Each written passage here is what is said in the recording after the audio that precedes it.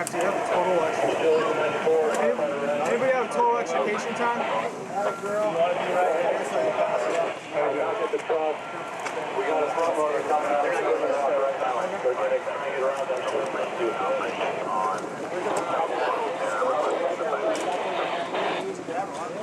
I'll try to get on cow cord right now. Not all. Okay.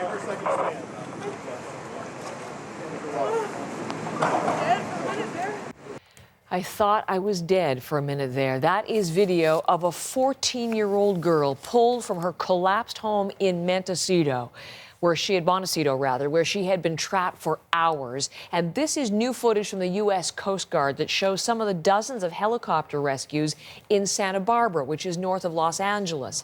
Officials say right now 13 people are confirmed dead in the mudslides. And we're going to lead off our coverage with Steve Futterman, who is in Montecito for us this morning. And just to be clear, this is an upscale neighborhood, Steve. Celebs like Ellen DeGeneres, Oprah, they own property in Montecito, and it has seen major mud flow. So start, if you would, with the latest where you are this morning. Well, I'm on Highway 101 right now, Heather. This has been blocked off. You can't get through here right now because some of the mud flow did hit this highway. But as far as Montecito itself, it's just many parts, not the entire area, of course, but many parts have just been ravaged by these mud flows, rocks, mud, boulders, and then sometimes the cars get caught up in the mud flow. They become part of the debris path, and they destroy homes as well. Just a scene of destruction.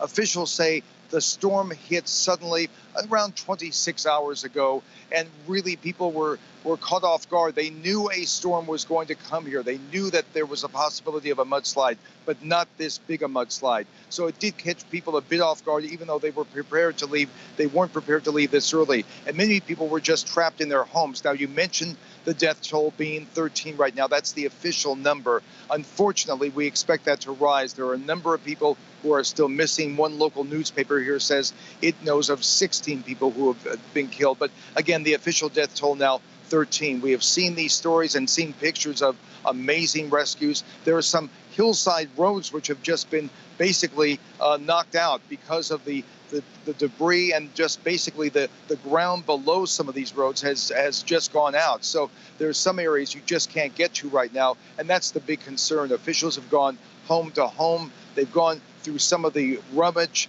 the debris, to make sure no one's inside. And in fact, they have found some people inside. There's one report this morning, Heather, of a baby being found in one of these debris areas. They were able to recover the baby. They still reportedly have not found the parents. So we'll look for images of that to be sure, Steve. But interesting, as we look at this, I mean, here is California crippled again, more devastation. Yeah. Is this the next threat, a winter of mudslides and floods in the areas that we've already talked about as having been hit by wildfires? That is a bit earlier than usual. And the fires we had, remember the fires, the Thomas fire where we reported from Ventura day after day after day, those fires came a bit later than usual. So the hillsides have not had any chance at all to revegetate. Of course, they are basically barren hills right now. When you combine barren hills with a very powerful storm, you do get these mudslides. People live in these areas, and that, of course, creates even more danger. Yes, there's going to be more storms and, again, more mudslide danger. Hopefully the storms will not be this intense, but it's very likely we're going to have additional mudslides in the weeks and months ahead.